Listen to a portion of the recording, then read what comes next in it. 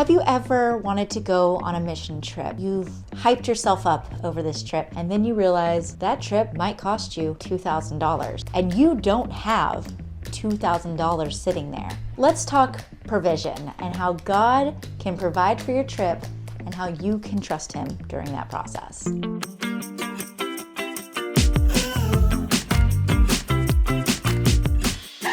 So happy you're here. Let me introduce myself. I'm Amanda, and I'm hoping to help you get on your next mission trip. Let's say that you've agreed to go on a trip and you started fundraising and you've had those kind of weird, difficult conversations with people, and some people maybe have donated to your trip. Maybe you've done a couple different fundraisers, you've sold some t-shirts or some cookies at a bake sale. You're doing what you need to do, but you get to the point where your trip is a week out and you still don't have it funded. You might start questioning and wondering, did God even call you to go on this trip? You start to doubt and worry about a lot of things. Satan can kind of weasel his way in and tell you all these things that aren't true about yourself, your relationship with God, your relationship with your community, and even about this trip itself. And it can feel very real when you have something as big as a money problem. But is it really a problem? I'm gonna answer that question with a story of my own. I was headed to South Africa on my first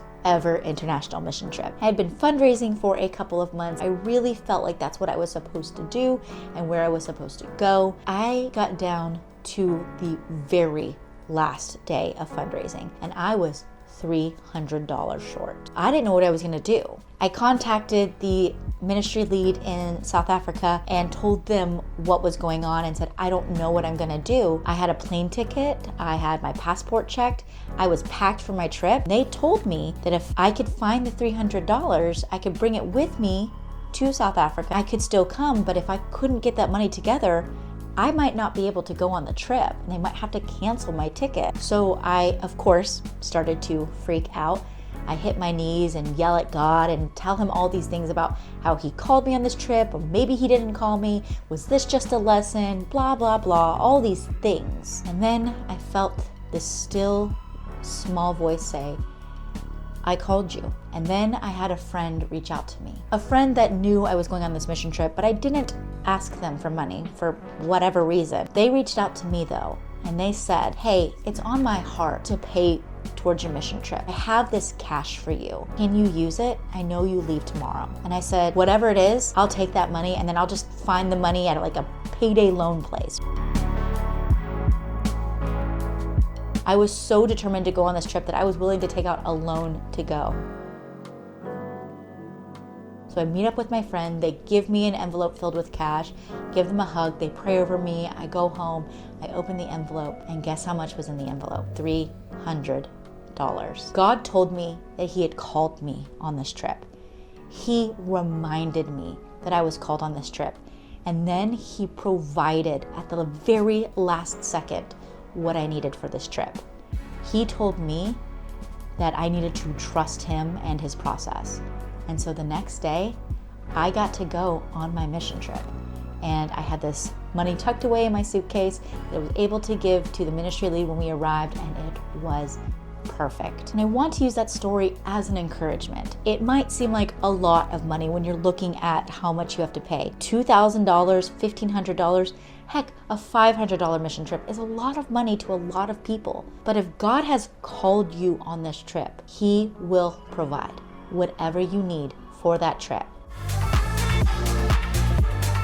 Thank you so much for watching this video. If you enjoyed it, give it a nice thumbs up. Lets me know you enjoyed it, and I would love to make more content like this. I love this type of content because I have stories upon stories about how God has used different types of provision to help keep me safe and healthy. And it is amazing the different ways that God has provided for not only mission trips, but every aspect of my life. It has always been really hard for me to trust God with my finances, but every time I trust Him and let go, He has always blessed me in one way or another. I'm not rolling in cash, I'm not a rich person, but God has always taken care of my needs, both on the mission field and just in my daily life. So I encourage you to relinquish that grip on your finances, especially the finances that are going towards your mission trip, and see what God can do when He can provide for you. If you have a really cool story about how God provided for you, especially when it comes to mission trip work, go ahead and leave those in the comments down below. I'd love to read those stories and learn more about how God provides for you on the mission field and in your everyday. And I'll see you guys next time. Bye.